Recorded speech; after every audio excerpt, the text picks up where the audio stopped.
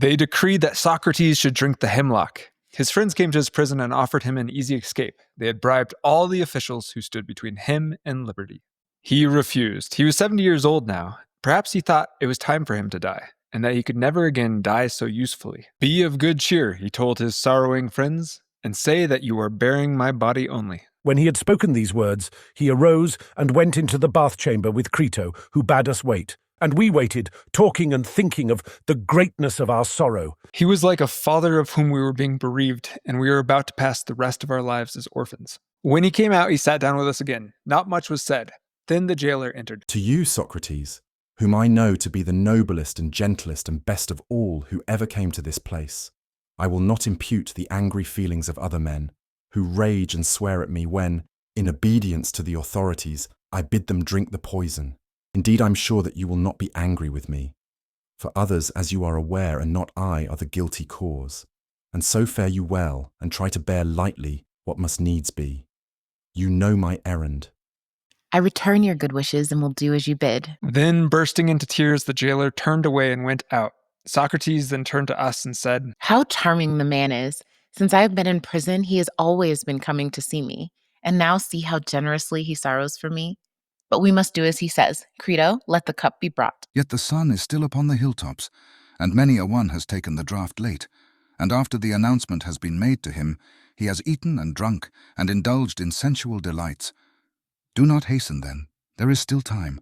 Yes, Crito, and they of whom you speak are right in doing thus, for they think that they will gain by the delay. But I am right in not doing this, for I do not think I should gain anything by drinking the poison a little later. I should be sparing and saving a life which is already gone.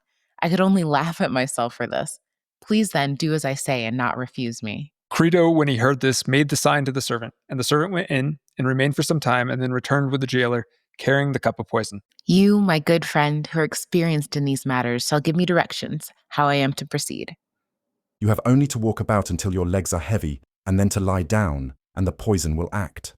He handed the cup to Socrates, who in the easiest and gentlest manner, without the least fear or change of color or feature, looking at the man with all of his eyes, as his manner was, took the cup and said, What do you say about making a libation out of this cup to any god? May I or not? "We only prepare, Socrates, just so much as we deem enough." I understand, yet I may and must pray to the gods to prosper my journey from this to that other world. May this then, which is my prayer, be granted to me. Then, holding the cup to his lips quite readily and cheerfully, he drank the poison. And hitherto, most of us had been able to control our sorrow. But now, when we saw him drinking, and saw too that he had finished the draught, we could no longer forbear. My own tears were flowing fast, so that I covered my face and wept over myself. For certainly I was not weeping over him, but at the thought of my own calamity in having lost such a companion.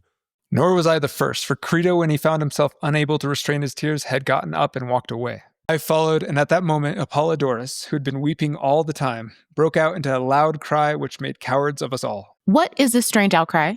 I sent away the women mainly in order that they might not offend in this way, for I have heard that a man should die in peace. Be quiet then, and have patience. When we heard that, we were ashamed and restrained our tears, and he walked about until, as he said, his legs began to fail, and then he lay on his back according to the directions. The man who gave him the poison now and then looked at his feet and legs, and after a while he pressed his foot hard and asked him if he could feel it, and he said he couldn't. When the poison reaches the heart, that will be the end. Crito, I owe a cock to Asclepius. Will you remember to pay the debt? The debt shall be paid. Is there anything else?